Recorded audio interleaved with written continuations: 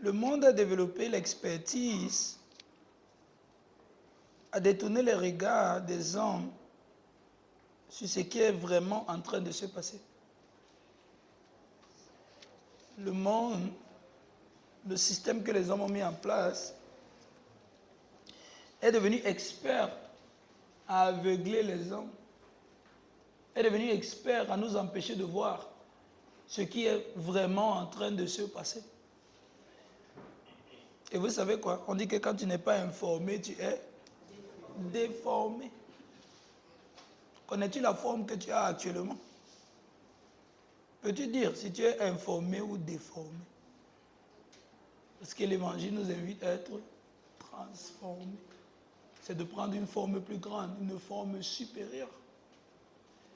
Donc, le monde a développé l'expertise à nous empêcher de voir ce qui est vraiment en train de se passer et nous montrer autre chose qui nous distrait, qui nous prive de la réalité.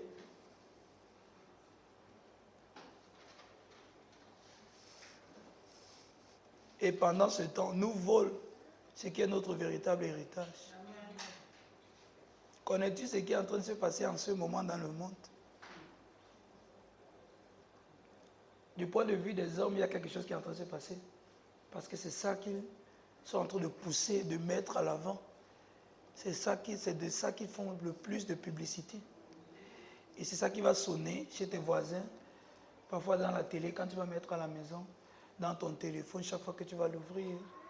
Et tu risques fort être coupé de la réalité de ce que Dieu est aussi en train de faire. Et ça n'a pas commencé aujourd'hui.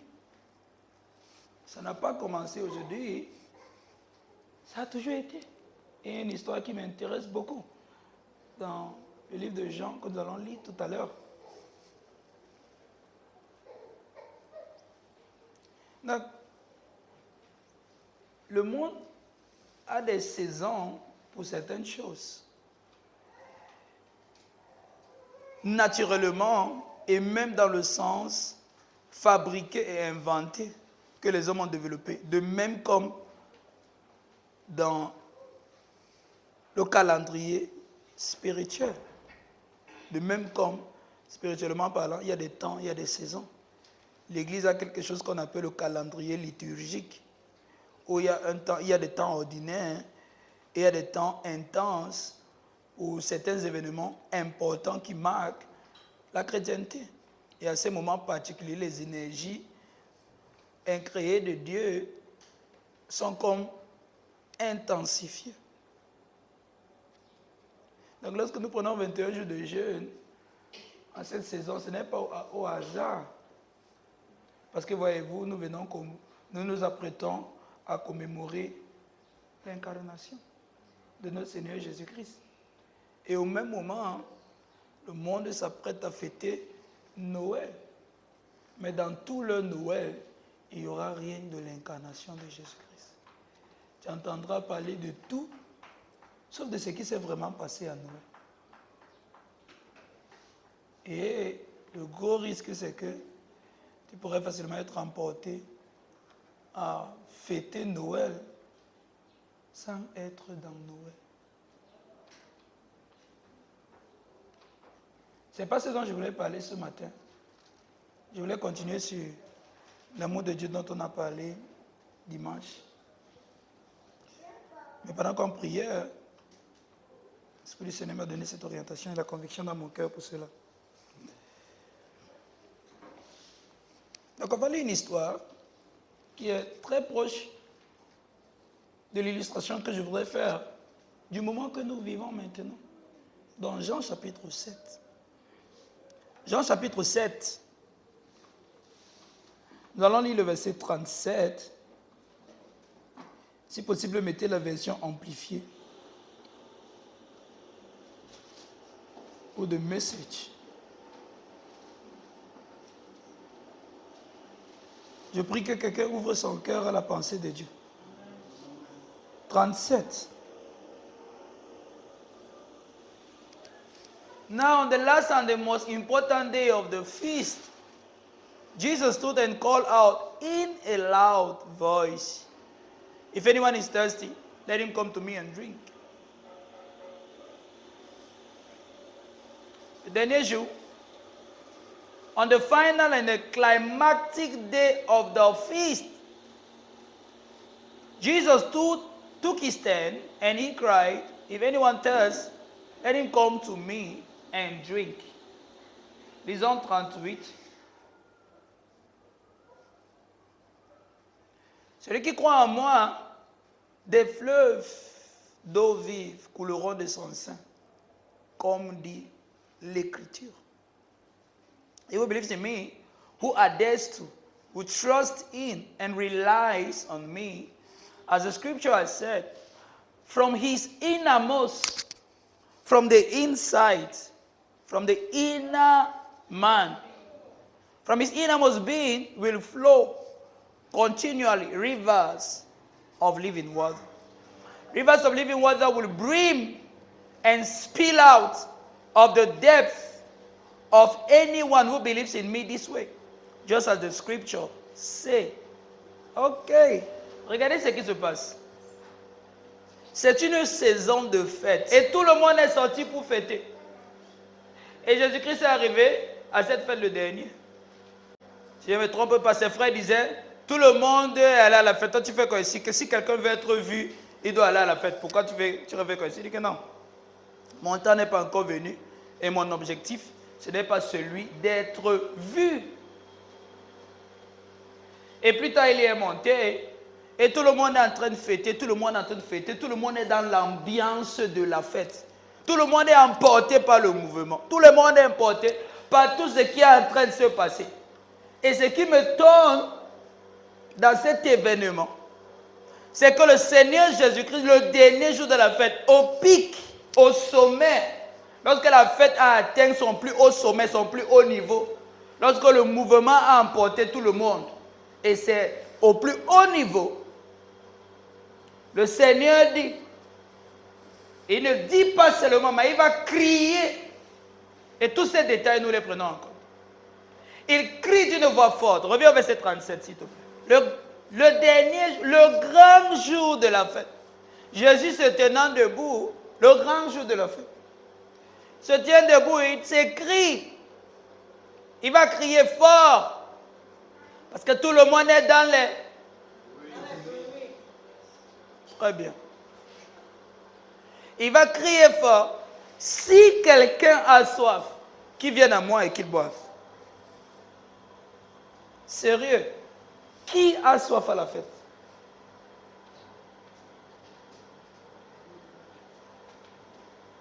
Qui a soif à la fête? Personne. Personne n'a soif à la fête.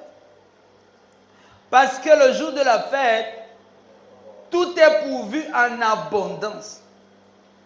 À boire comme à manger. Personne n'a soif. Donc, comment tu te lèves et tu cries? Si quelqu'un a soif, qui vient à boire et qui boit.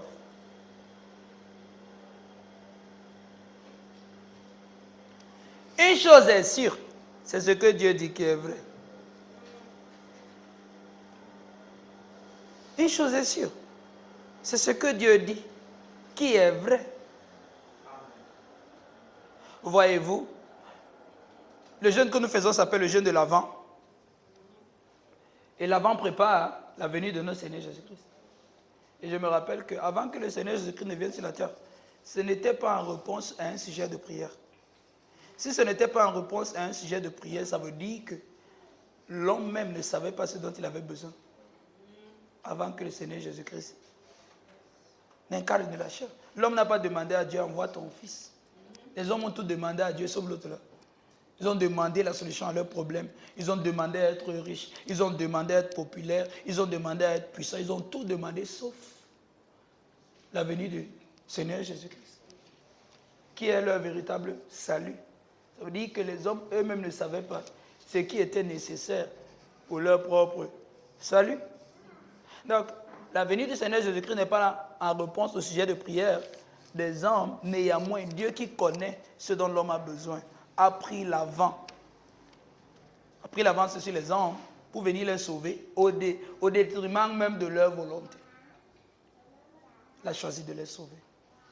Donc, quand le même Dieu se tient au milieu de ces hommes et dit si quelqu'un a soif, le si de Dieu n'est pas conditionnel. Si quelqu'un a soif, Dieu n'est pas en train de supposer que certains parmi eux n'avaient pas soif. Toutefois, personne n'avait soif à la fête. Ah d'accord. Donc, parfois Dieu, dans son programme du salut de l'humanité, est en train de travailler, est en train d'œuvrer pour sauver les hommes, pour restaurer les hommes, pour transformer leur vie, pour les inclure dans la famille trinitaire de Père, Fils, Saint-Esprit. Eux-mêmes sont préoccupés par un autre problème. Et vis-à-vis de ce que Dieu leur présente, ils trouvent qu'ils n'ont pas de besoin.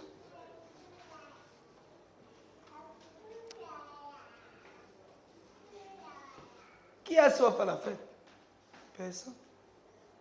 Toutefois, le Fils de Dieu dit, si quelqu'un a soif, il crie parce que c'est tous qui ont soif.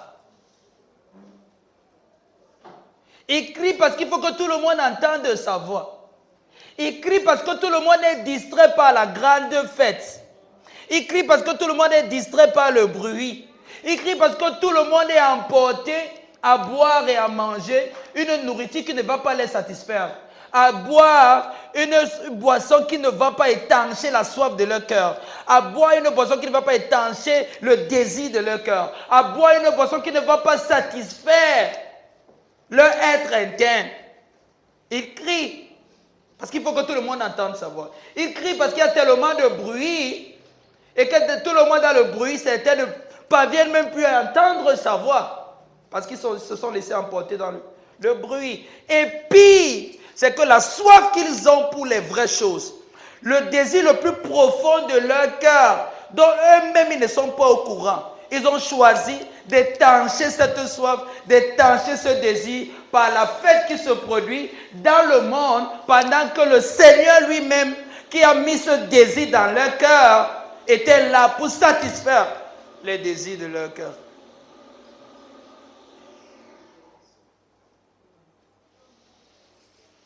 Si quelqu'un a soif, ce n'est pas que certains n'avaient pas soif. Tous avaient soif. Mais seulement, le désir de leur cœur était corrompu. J'ai appris quelque chose. Les désirs sont très énergétiques. Les désirs absorbent beaucoup d'énergie et relâchent beaucoup d'énergie. Et donc, j'ai appris que c'est une partie importante de notre âme. Donc, lorsque tu as des désirs corrompus, ton âme est corrompue. Pourquoi? Parce que ce désir va t'emporter loin de ce pourquoi tu es un homme.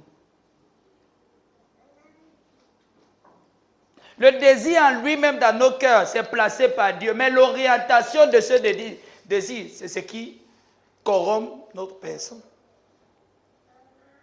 Nous avons tous soif. Mais nous ne sommes pas tous au courant de ce dont nous avons soif. Et nous pensons trouver ça ailleurs qu'en Christ. Et entre-temps, Jésus-Christ, au travers de l'évangile, est en train de crier, je suis ce dont vous avez vraiment besoin. Et les bruits du monde nous disent, non, venez, on va étancher votre soif.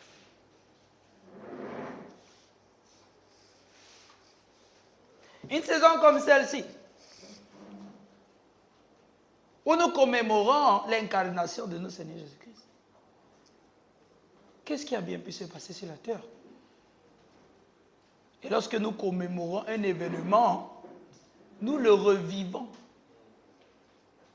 Et si l'œuvre accomplie par le Seigneur Jésus-Christ est une œuvre éternelle, toute la puissance et toute l'énergie investie dans cette œuvre est présente ici et maintenant. Amen. Et nous le vivons chaque fois que nous croyons en ce qui s'est véritablement produit. Chaque fois que nous avons nos regards fixés sur ce qui s'est véritablement produit. Pourquoi nous sommes sauvés aujourd'hui alors que Jésus-Christ est mort il y a 2000 ans? Parce que l'œuvre qu'il a accomplie est une œuvre éternelle, elle transcende le temps et l'espace. Il est mort en Israël, nous on est ici là au centre de l'Afrique. Il est mort ça fait 2000 ans et nous c'est maintenant que nous en arrive. Mais tout ce qu'il a accompli pour nous a de l'effet maintenant que nous croyons. Donc si l'œuvre de Jésus-Christ n'est pas simplement sa mort sur la croix, mais tout ce qu'il a accompli à partir de son incarnation jusqu'à sa session à la droite de Dieu. Donc, même quand nous avons l'opportunité de commémorer l'incarnation, la naissance de notre Seigneur Jésus-Christ, l'œuvre salvatrice, l'expérience du salut qui va avec est censée être notre expérience maintenant. Mais c'est le moment où nous serons le plus distraits par tout ce qui se passe dans le monde, plus distraits par tous les bruits qu'il y a d'ailleurs, que certaines personnes n'auront pas le temps de venir à l'église le jour de Noël. Pourquoi? Parce que c'est la fête de Noël. Ah d'accord. Le jour de la commémoration du Sauveur qui nous a sauvés. C'est le jour-là qu'on veut faire ce que Marthe faisait quand Marie écoutait la parole. Seigneur Jésus-Christ arrive chez Lazare. Il est en train d'enseigner, il est en train de donner la parole. Marie vient s'asseoir pour recevoir la parole du salut. Marthe dit qu'elle va aller préparer la nourriture que Jésus ne va pas manger.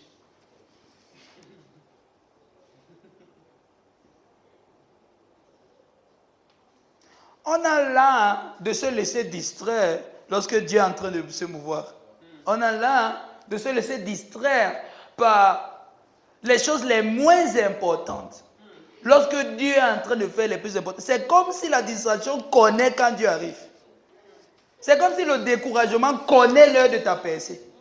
Parce que ça a l'air d'arriver seulement quand tu étais sur le point de percer. Et lorsque tu te laisses distraire, lorsque tu te laisses décourager, il faut recommencer à zéro. Et on perd beaucoup de choses. Ce moment-là.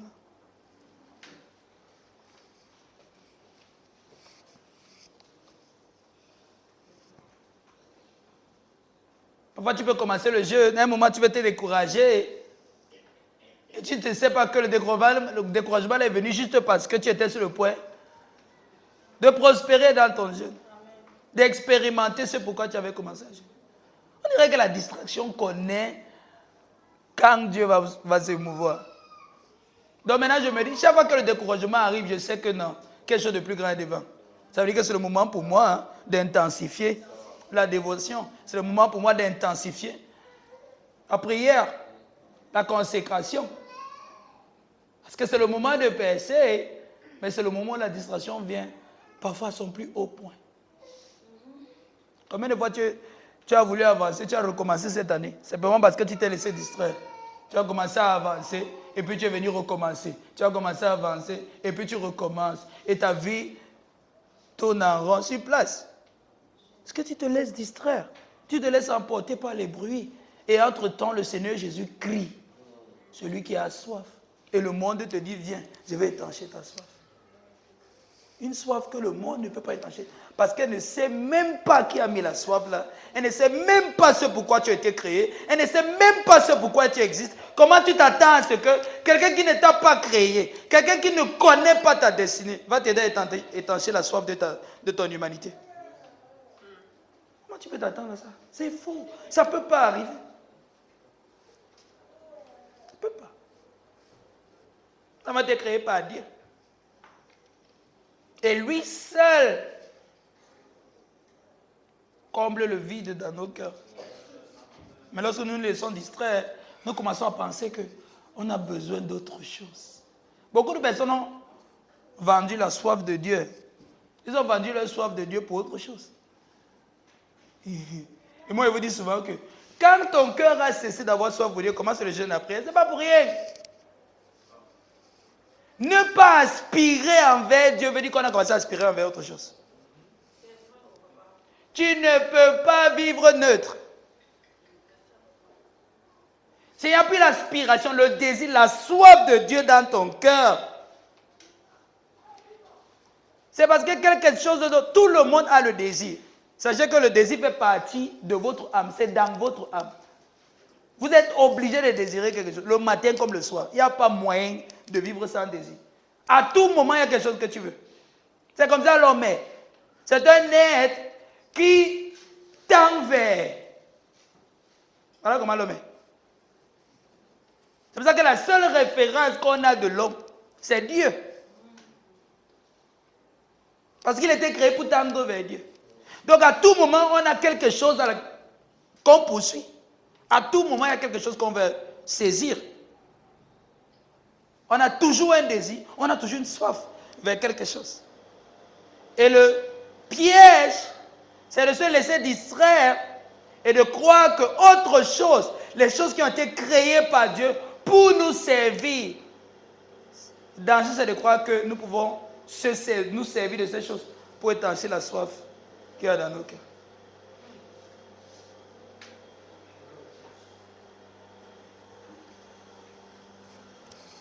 Si je me lève, je n'ai pas la soif pour Dieu, le jeûne commence.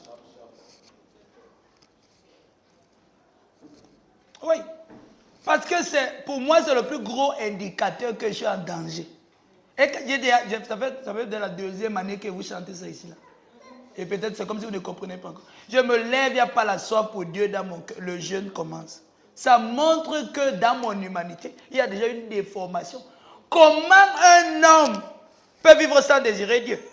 Ça veut dire qu'il a été corrompu dans son âme. Ça veut dire que la corruption s'est installée. Ça veut dire qu'il a remplacé la gloire de Dieu par la gloire de autre chose. Adam s'est levé le matin et parlait avec Dieu. Adam, il n'avait pas encore le Saint-Esprit. Il s'est levé le matin et communiait avec Dieu. Tu fais comment pour avoir le Saint-Esprit? Tu te lèves le matin et tu ne communies pas avec Dieu. C'est grave.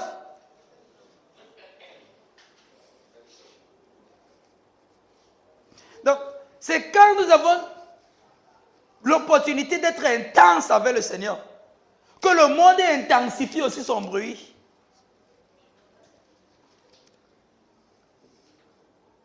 Et veut nous emporter ailleurs.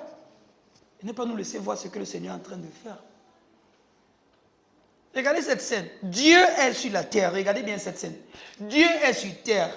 Il est au milieu des hommes. Les hommes sont en train de fêter. Et Dieu crie. C'est que celui qui a soif vient boire.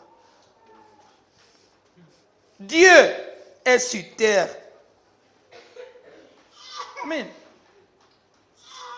Imaginez le niveau de distraction. Le niveau auquel on est égaré, qu'on n'est même pas capable de discerner sa présence.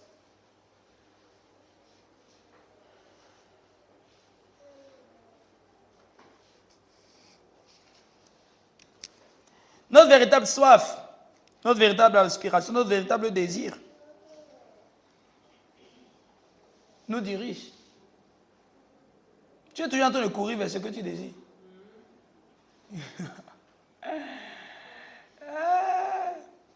C'est ça que même ta façon de venir à l'église, ça renseigne sur toi.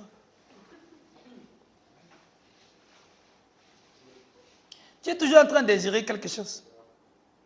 Mais en principe, les désirs de nos cœurs étaient censés nous amener vers Dieu. C'est pour ça que tout désir, toute aspiration qui m'éloigne de Dieu est une perversion, est une identité erronée.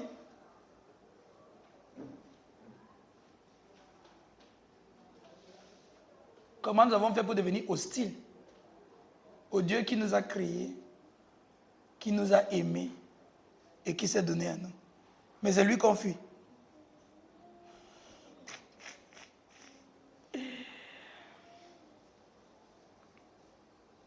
Comment avons-nous fait pour aimer les choses de ce monde plus que Dieu? Comment avons-nous fait pour être plus à l'aise dans d'autres choses, sinon que dans l'évangile? La bonne nouvelle, la nouvelle de joie de notre Seigneur Jésus-Christ. Où est partie la soif? Où est parti l'engouement? Où est parti l'enthousiasme? Où est partie la joie du salut? On l'a vendu contre une bière, contre 2 bières, contre une sortie, contre une balade, pour des compagnons ou des compagnies, et pour ci et pour ça. Et ça a laissé nos cœurs asséchés. Ça a laissé nos cœurs vides.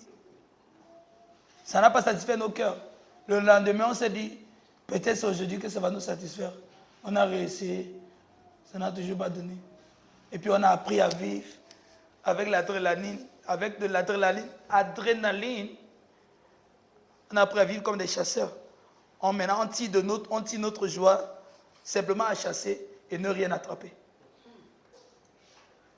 Maintenant, tu es seulement en train de courir, tu n'as rien. Tu n'obtiens rien de ce que tu es en train de faire. Tu ne gardes rien de ce que tu es en train de faire. Mais tu tires simplement ta joie de courir pour rien. Tu poursuis un but qui n'est pas un but. Tu poursuis une cible qui n'est pas une cible. Tu poursuis un gibier qui n'est pas en train de courir. En fait, c'est toi le gibier que tu poursuis. Parce que depuis que tu cours, tu ne parviens pas à t'arrêter et tu n'attrapes rien et tu n'obtiens rien. C'est amusant. C'est amusant, mais pas pour moi. Imaginez-vous comment... Vous connaissez la sacralité que c'est d'être un être humain. Qu'est-ce qu'il faut pour que tu existes? Tu connais ce qu'il faut pour que tu sois debout là où tu es. C'est ce qu'il faut. Tu connais combien Dieu investit sur toi chaque jour. C'est même pour que tu vives. Donc quand une personne se perd, ça fait mal à Dieu. Ce n'est pas quelque chose d'amusant. Et le pire, c'est d'être dans l'église de notre Seigneur Jésus-Christ et d'être perdu. C'est comme passer par l'église pour aller en enfer.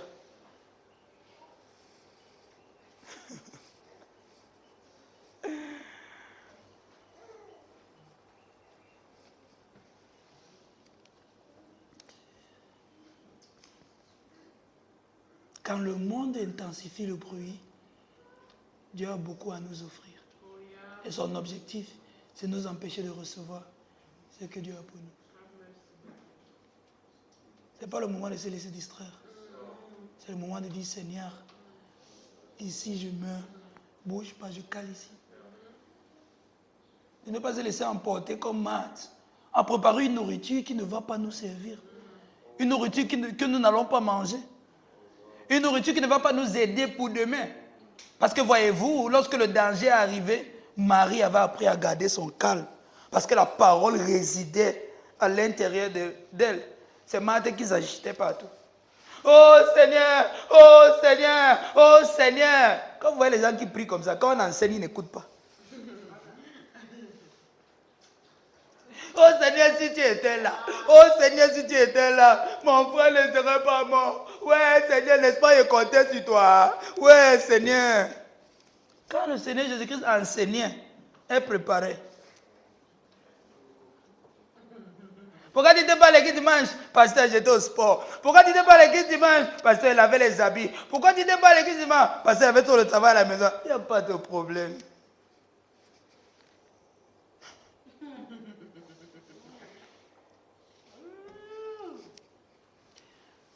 Que celui qui a soif. Mais la bonté du Seigneur, c'est que si tu peux reconnaître quelle est la vraie soif de ton cœur, tu viens à lui. Que celui qui a soif vienne à moi. Il n'a pas dit que celui qui est pauvre. Pas non plus que celui qui est riche. Parce que voyez-vous, dans la saison de la fête, tout le monde est dans l'abondance. Mais, il dit que celui qui a soif, celui qui connaît le véritable désir de son humanité, celui qui connaît le vrai désir de son cœur, celui qui connaît la vraie boisson qui peut satisfaire son humanité, qui vient au Seigneur. Donc, pour notre soif, on n'a pas deux choses. On n'a que Christ pour nous satisfaire. Rien d'autre. Jusqu'à ce que nous reconnaissons ceci, jusqu'à ce que nous apprenons à reconnaître que ce dont nous avons vraiment besoin, c'est de Christ lui-même. Nous allons toujours nous laisser égarer par tout ce que le monde a à nous présenter et à nous proposer. If anyone thirst, si quelqu'un a soif, qu'il vienne. Pour avoir soif dans la fête, là, il fallait reconnaître que même l'abondance de la bière ne peut pas nous satisfaire. Pour avoir soif dans cette fête, il fallait reconnaître que même toute la quantité de viande et de nourriture qui est disposée n'est pas tout ce qui ne peut pas nous satisfaire. Et à ce moment, il fallait pouvoir abandonner ça. Pour dire que Seigneur, je viens à toi. C'est une image de notre vie. Où nous devons apprendre à dire que peu importe ce qu'on a ou peu importe ce qu'on n'a pas, ce dont on a vraiment besoin pour être satisfait, c'est de Christ. Que j'ai, que je n'ai pas. Oh.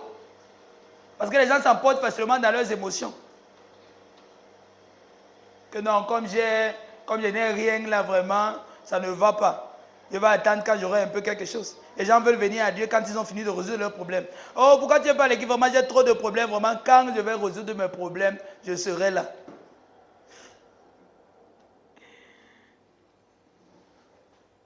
Tu vas alors venir faire quoi? Trop de problèmes, trop de difficultés. Tu ne peux pas être là maintenant. Non. Au milieu de cette fête, il fallait reconnaître que j'ai, que je n'ai pas. La vraie soif de mon cœur ne peut être étanchée par autre chose, sinon que par Christ. Que j'ai ou que je n'ai pas. Je ne laisse pas l'abondance m'aveugler. Je ne laisse pas non plus le manque m'aveugler. Parce que quand les gens commencent à s'apitoyer sur leur sort, ils se disent que Dieu est autant émotionnel et que Dieu va commencer à compatir seulement parce qu'il pleure.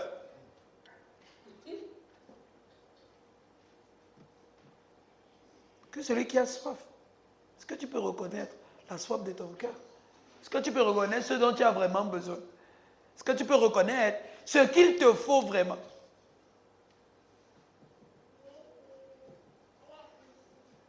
Lorsque la tentation arrive, je me rappelle que je n'ai pas besoin de ça. Ça ne sert à rien. Après ça, il n'y aura rien. Donc ça ne vaut pas la peine. Ça ne vaut pas la peine. Après, rien n'aura augmenté, rien n'aura diminué.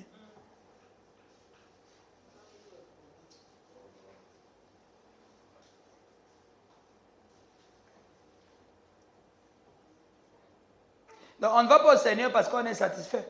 On va au Seigneur parce qu'on a soif. Et que lui seul peut nous satisfaire. J'attends que tous tes problèmes finissent pour servir le Seigneur. Là. Dans l'âme, ne va jamais le servir. Jamais.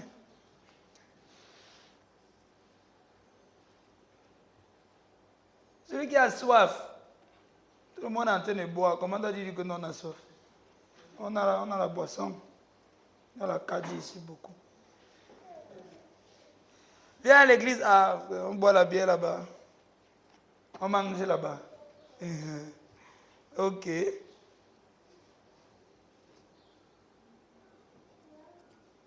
Si nous allons au Seigneur seulement quand on a fini de résoudre nos problèmes, ça montre à quel point nous sommes orgueilleux. Ça montre à quel point nous sommes remplis de nous-mêmes et que nous n'avons même pas vraiment soif. Or, ce n'est que ceux qui ont soif que Dieu va remplir. Et c'est pour ça que certaines personnes peuvent être à l'église et ne pas être transformées parce qu'ils sont pleins d'eux-mêmes. Parce que ce qui est donné n'est pas reçu, vu qu'ils trouvent qu'ils ont déjà ce dont ils ont besoin. Beaucoup viennent à l'église comme ça. Ils ne viennent pas avec le cœur ouvert et vide. Pour dire, Seigneur, s'il te plaît, c'est tout ce que tu donnes que je prends. Je n'ai rien. Beaucoup viennent à l'église comme si ils savaient déjà ce qui va se passer. En fait, ils sont venus par formalité. La soif, le désir, l'envie pour la parole même, il n'y a pas. Vous avez besoin, si on clôture le culte, qu'on ne même pas approcher, il n'y a pas de problème. Entre-temps, ça veut dire que tu venais te balader. Tu viens à l'église, tu sors de la maison de Dieu, tu n'as pas reçu la parole du Seigneur. Tu n'as pas reçu une parole dans ton cœur. Et pour toi, tout va bien. Tu ne sais même pas pourquoi tu viens à l'église.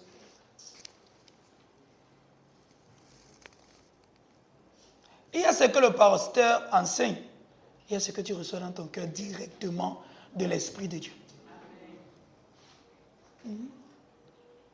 Qu'après le culte, tu peux rentrer, même jusqu'au soir, sans avoir ouvert la Bible, la parole est restée dans ton cœur.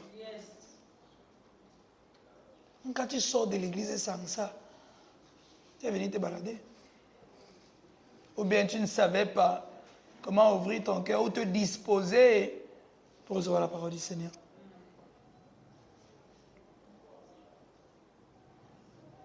Et pourquoi est-ce que nous allons être à l'église, ne pas recevoir la parole du Seigneur? Parce qu'on a à disposition de nos cœurs. Nous n'avons pas soif. Dans un temps pareil, il n'y a que ceux qui ont soif de Dieu qui vont venir à lui. De même comme ici, là. Il n'y a que ceux qui voulaient Dieu, qui étaient prêts à sacrifier la nourriture et la boisson pour Dieu. Il n'y a que de telles personnes qui pouvaient aller vers Dieu. Que quelqu'un n'est pas venu à l'église parce qu'il est parti à la fête. Vous faites ça comment? Que non, ma copine avait son anniversaire. Je suis parti à son anniversaire, vous inquiétez pas à l'église. Félicitations, votre niveau est high. Donc quelqu'un va avoir un rendez-vous avec le Seigneur à l'église. Et il va louper ça parce que il y avait le mangement quelque part.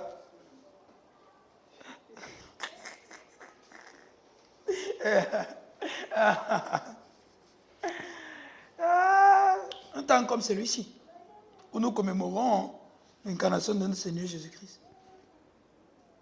Vas-tu te laisser distraire? Vas-tu te laisser emporter? Et ignorer ce même pourquoi le Seigneur Jésus-Christ a incarné la chair. Sérieux, les gens fêtent quoi d'ailleurs? Vous-même, vous allez fêter quoi?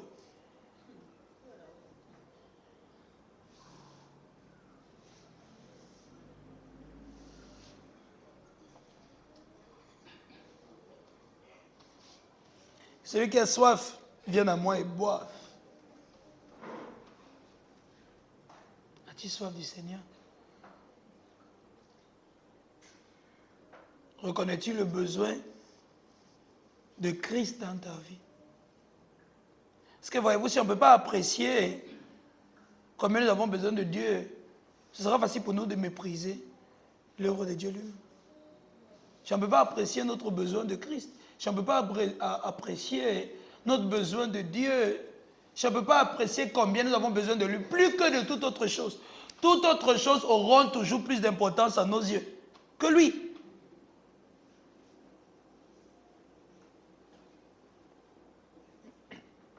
Celui qui a soif, qui vienne à moi et boive. Donc nous avons besoin, pas de quelque chose, mais d'une personne, mais de Christ.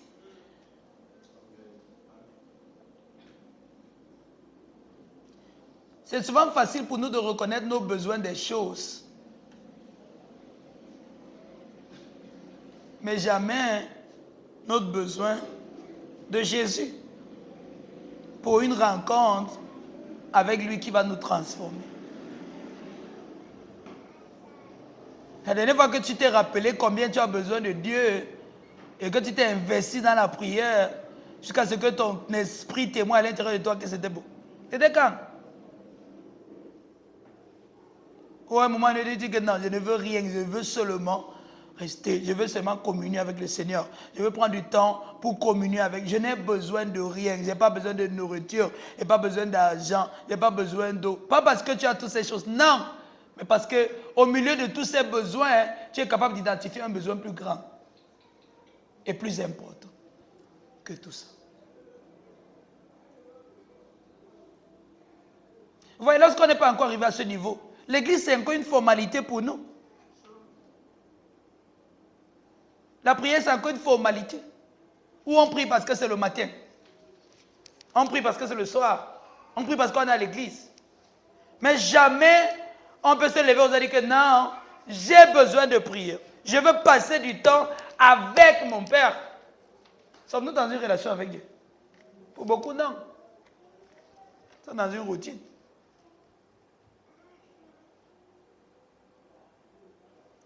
La soif de Dieu va nous orienter. La soif de Dieu va nous diriger et va nous amener vers Dieu. Raison pour laquelle toute autre soif, tout autre désir, toute autre aspiration dans mon cœur qui ne m'oriente pas vers Christ, qui ne m'amène pas vers Dieu, est une corruption dans mon cœur qui doit sortir. Garde ton cœur plus que toute autre chose. C'est de telles choses que tu dois garder ton cœur.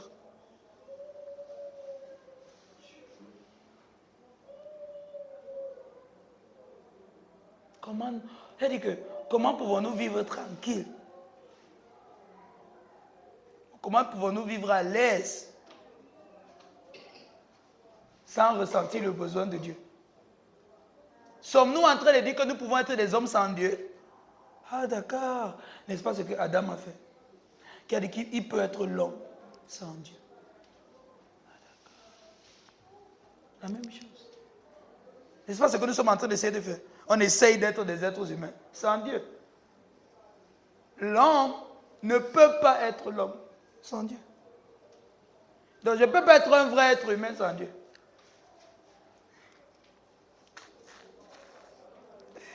Au moins ça, je me rappelle que j'ai besoin de Dieu.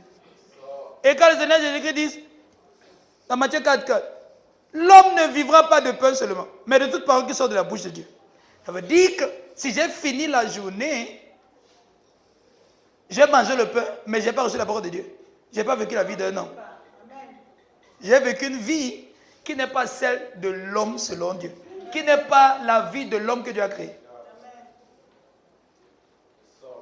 L'homme ne vivra pas de pain seulement, mais de toute parole qui sort de la bouche de Dieu. Mais je réussis à vivre un jour, 2 jours, une semaine sans la parole de Dieu dans mon cœur et dans ma pensée. Et je continue à croire que je suis encore un homme.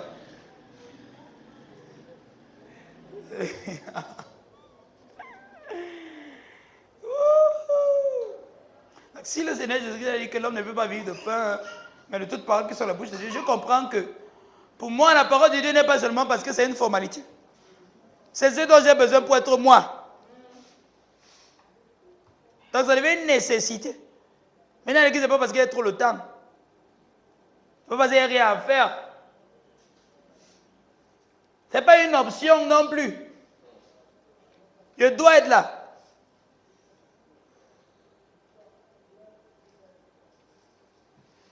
Dis à ton voisin, mais l'église, ce n'est pas une option. Ça ne demande même pas ta permission. Tu dois être là. Qu'il pleuve, qu'il neige, tu dois être là.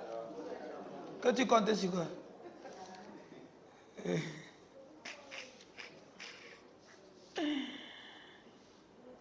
Que celui qui a soif vienne à moi et boive. Verset 38.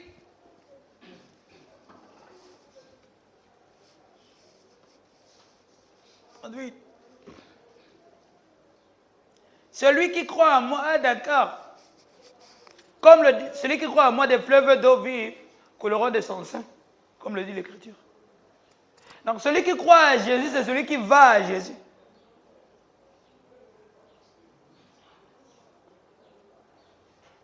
Celui qui croit en Jésus, c'est celui qui va vers lui. Parce qu'au verset 37, il dit que si quelqu'un a soif, qu'il vienne à moi. Oh Seigneur, je crois à toi. Oh Seigneur, je crois. C'est qu'il n'y a pas seulement le temps de venir.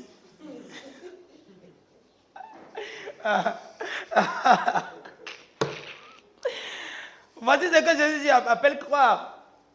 Celui qui croit, c'est celui qui vient à moi.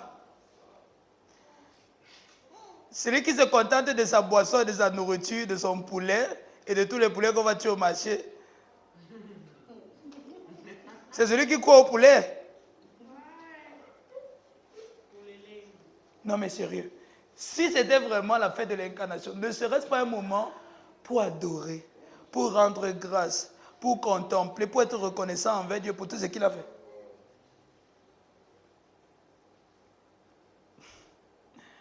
Celui qui croit en moi, des fleuves. Oh, merci Seigneur.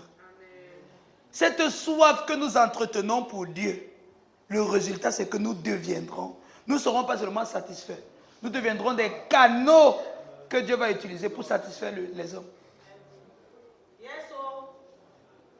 Donc, Jésus dit que je ne vais pas seulement vous donner un verre d'eau pour étancher votre soif. Je vais faire que vous deveniez une rivière. Où d'autres pourront s'abreuver. Donc c'est véritablement un moment pour être transformé. C'est véritablement un moment pour être changé. C'est véritablement un moment de laisser que le Seigneur nous transforme de l'intérieur, dans notre homme intérieur. Car il dit que c'est de son sein, c'est de son homme intérieur, c'est de son être le plus profond que coulera des fleuves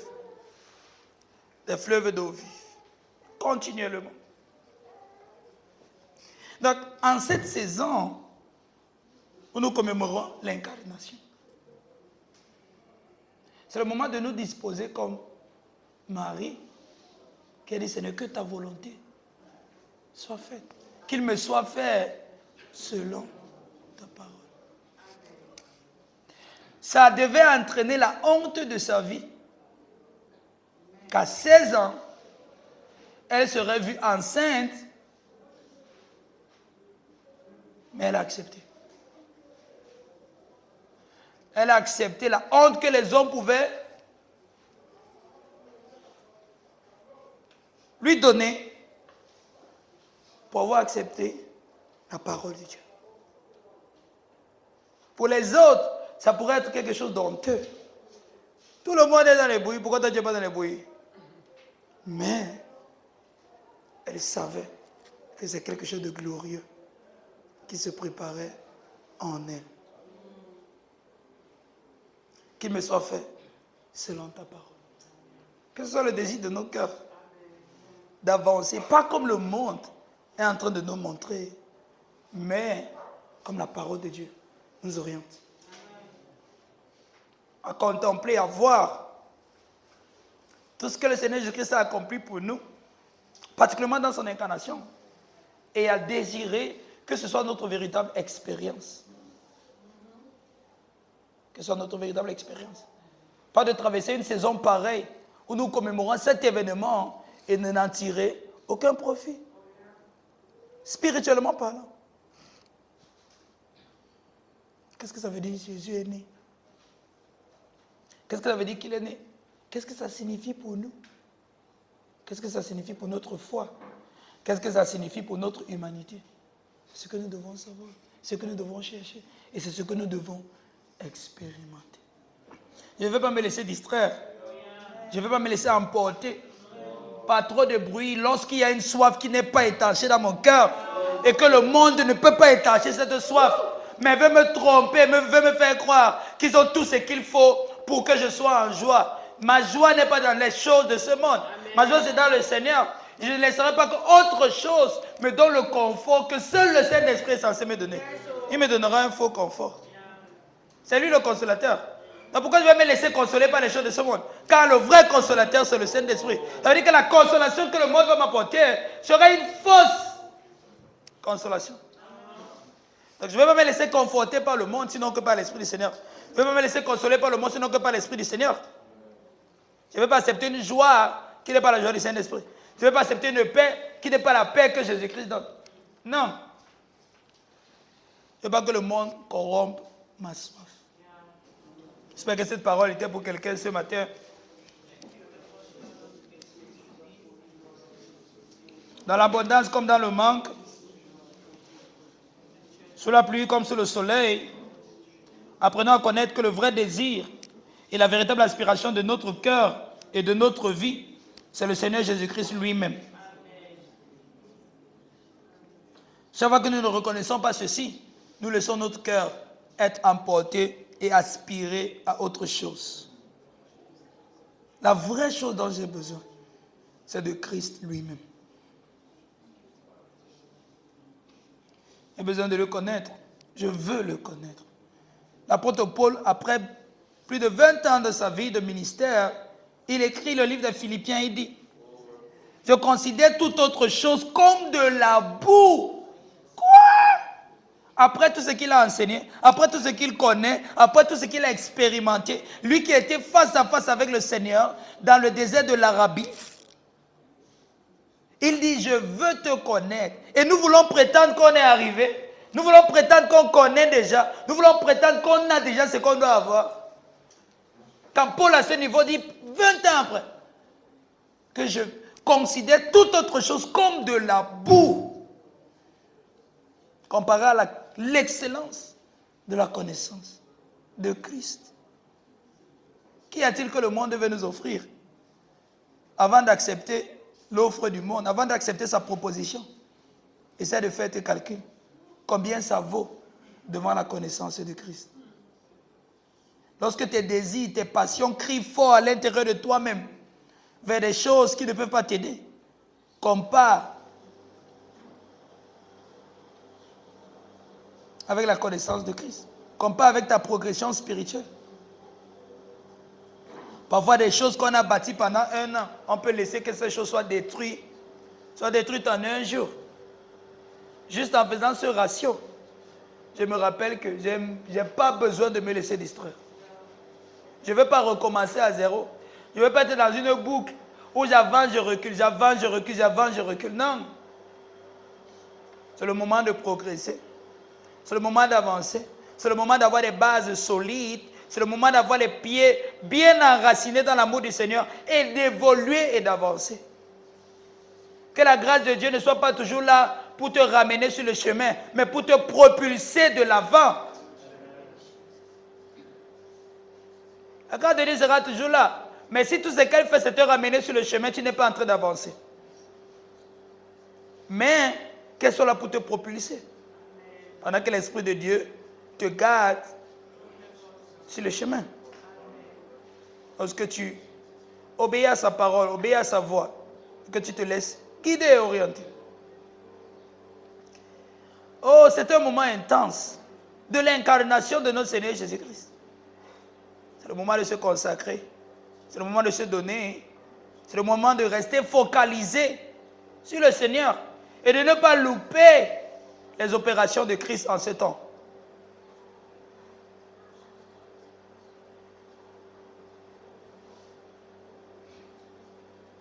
Tous les jours, quand je médite, dès que je sors de la maison, je peux me rendre compte qu'il y a un autre message dehors que ce que Christ est en train de communiquer à l'intérieur de nous. C'est-à-dire, tu es dans la présence de Dieu, tu sens, c'est tellement intense, tu as l'impression que tu es dans un autre monde. Et tu te sens tellement différent. Et dès que tu sors, tout ce qui se passe, tu comprends que le message, il y a un autre message dehors. Il y a un autre évangile.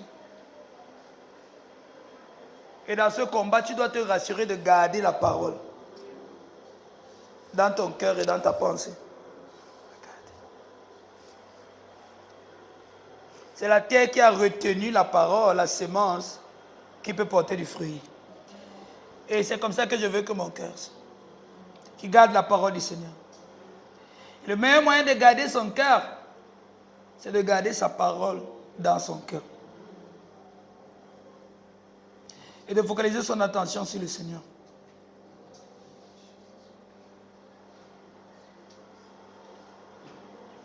C'est le moment de venir à Jésus et de ne pas se laisser emporter par les bruits. Que celui qui a soif vienne à moi. Je choisis de venir à toi, Seigneur. Je choisis de venir à toi, Seigneur. Je choisis de m'ouvrir à toi. Je choisis de rester à tes pieds pour recevoir ta parole. Je choisis de rester près de toi pour recevoir ta pensée. Ne pas être préoccupé à la cuisine pour des repas qui ne t'intéressent pas. Mais de m'asseoir à tes pieds, recevoir ta parole, recevoir ta pensée. Voici la nouvelle année qui arrive. Je dois recevoir la parole avec laquelle je dois avancer. Je dois évoluer. Je dois m'orienter en cette année. Je ne veux pas être distrait. Je ne veux pas être distrait. Aide-moi, Seigneur, à identifier le véritable désir de mon cœur et de ne pas chercher à l'étancher avec autre chose, sinon que ta parole. Tellement de choses dans ce monde ont du confort. Tellement de choses dans ce monde offrent une certaine satisfaction. Mais rien de tout ça ne peut combler le véritable désir de notre cœur. Car tu es le véritable désir de notre cœur.